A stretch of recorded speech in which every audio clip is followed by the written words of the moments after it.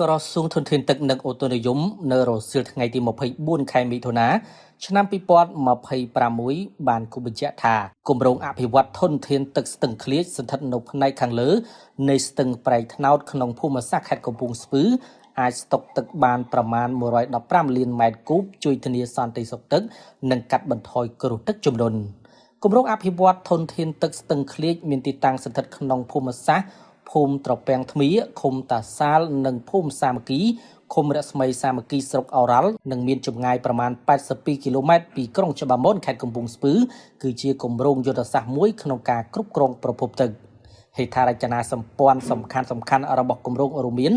តួទំនប់មេមួយកន្លែងទំនប់បង្ហៀកមួយកន្លែងទ្វារទឹកមួយកន្លែងអគារគ្រប់គ្រងទំនប់មួយកន្លែងផ្លូវចូលទីតាំងគម្រោងមួយខ្សែប្រវែង13គីឡូម៉ែត្រនិងសំណង់លូដោះទឹកមួយចំនួននៅតាមបណ្ដោយផ្លូវ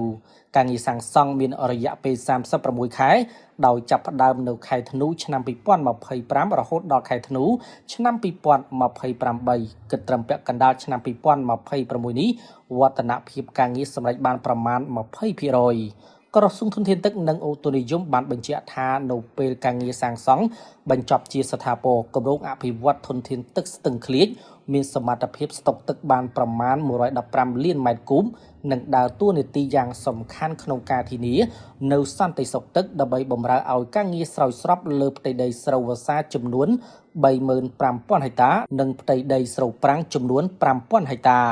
ទន្ទឹមនឹងនេះគម្រោងនេះក៏នឹងចូលរួមចំណែកយ៉ាងសកម្មផ្ដល់ទឹកប្រើប្រាស់ក្នុងជីវភាពរស់នៅប្រចាំថ្ងៃដល់ប្រជាពលរដ្ឋគាំទ្រដល់ខ្សែច្រវាក់ផលិតកម្មក្នុងវិស័យឧស្សាហកម្មនិងជួយកាត់បន្ថយហានិភ័យនៃទឹកជំនន់និងគ្រោះរាំងស្ងួតគ្រាប់ដណ្ដប់ក្នុងខេត្តកំពង់ស្ពឺខេត្តកណ្ដាលខេត្តតាកែវនិងរាជធានីភ្នំពេញគម្រោងនេះក៏មានសក្តានុពលដោយបង្កើតបាននៅតំបន់ទេសចរធម្មជាតិកែលម្អប្រព័ន្ធជីវៈចម្រុះជាប្រភពទឹកសម្រាប់សត្វព្រៃនិងបង្កើនផលត្រីនៅក្នុងតំបន់ឲ្យកាន់តែសម្បូរបែបផងដែរ